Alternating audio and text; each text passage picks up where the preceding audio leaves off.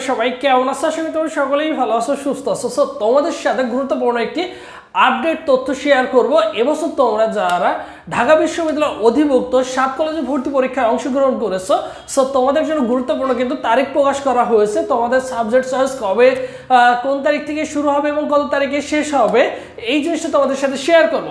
দেখো, 7 college update 2024, এবছর 2024 সালে তুমি কি করেছো? 7 কলেজে ভর্তি পরীক্ষায় অংশগ্রহণ করেছো।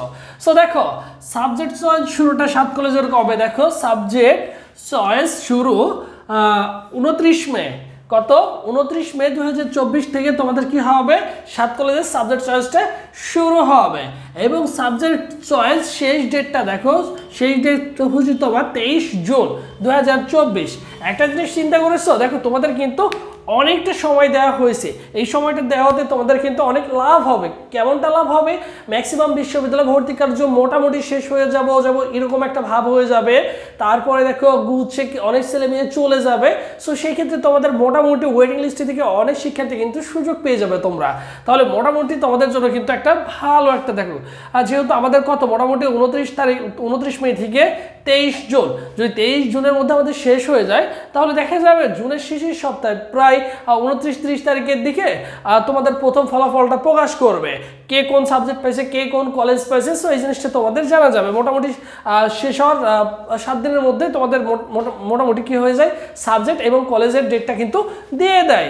তার মানে আমরা জুলাইয়ের 1 তারিখের মধ্যে আমরা কি করব, কলেজে ভর্তি হয়ে যাব। এরপরে পরবর্তী সপ্তাহে আবার একটা মেধা তালিকা প্রকাশ করবে, তারপরের সপ্তাহে আবার তোমাদের মেধা তালিকা প্রকাশ করবে। এইভাবে 3টা মেধা তালিকা প্রকাশ করবে আর 7 দিন পর পর প্রকাশ করে থাকে এই জিনিসটা। সো মোটামুটি আমরা একটা ধারণা পেয়ে গেলাম যে এই ডেটের মধ্যে আমাকে সাবজেক্টগুলো চয়েস দিতে হবে।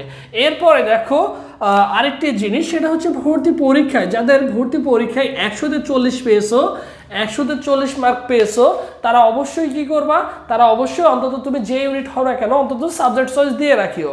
কেননা সাবজেক্ট চয়েস দিতে তোমার কিন্তু কোনো টাকার প্রয়োজন হচ্ছে না।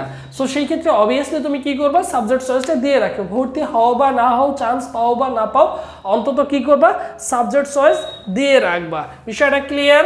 এবং সাবজেক্ট চয়েসটা কোন ধাঁচে দিবা, সো তোমাকে একটু ইনফরমেশনটা দিয়ে দিই। সাবজেক্ট চয়েসটা দিবা এইভাবে, ভালো সাবজেক্ট দিবা, টপ লেভেলের ভালো সাবজেক্ট তুমি যেগুলো নিয়ে পড়তে চাও। সো এই লেভেলের সাবজেক্ট চয়েস দিবা হচ্ছে 20টা। এরপরে দেখো মিড লেভেলের সাবজেক্ট চয়েস দিবা আরও 20টা। কয়টা? আরও 20টা।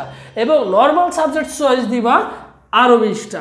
সো এইভাবে তোমার 60টা সাবজেক্ট কি করবা, 60টা সাবজেক্ট তুমি এভাবে চয়েস দিয়ে ফেলবা। সো যদি এইভাবে দিতে পারো চয়েসগুলো, সো মোটামুটি তোমার সবগুলো হয়ে যাচ্ছে। হাই লেভেলের দিবা কয়টা? 20টা, মিড লেভেলের দিবা 20টা এবং নর্মাল দিবা হচ্ছে 20টা। ঠিক আছে? সো এইভাবে দিয়ে রাখবে। যাদের পজিশন মোটামুটি অনেক ভালো রয়েছে, তোমরা জানো তোমাদের ইজি চান্স হয়ে যাবে। সো সেই ক্ষেত্রে তোমরা এভাবে দিও।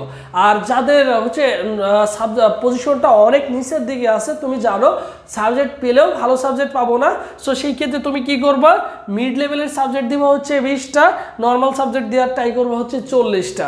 বিষয়টা ক্লিয়ার? যাদের পজিশন একদমই নিচের দিকে, মিড লেভেলের দিবা 20টা আর বাকি নর্মাল সাবজেক্ট দিবা হচ্ছে কয়টা, 40টা। সো এইভাবে মোটামুটি তুমি যদি সাবজেক্ট চয়েস দাও, ইনশাল্লাহ তোমার সাবজেক্ট চয়েসটা দাও অনেক সুন্দর হবে এবং তোমার চান্স পাওয়ার পসিবিলিটি কিন্তু অনেক গুণে বেশি থাকবে। সো তুমি চাইলে কিন্তু এইভাবে কি করতে পারো, অবভিয়াসলি সাবজেক্ট চয়েসটা দিতে পারো।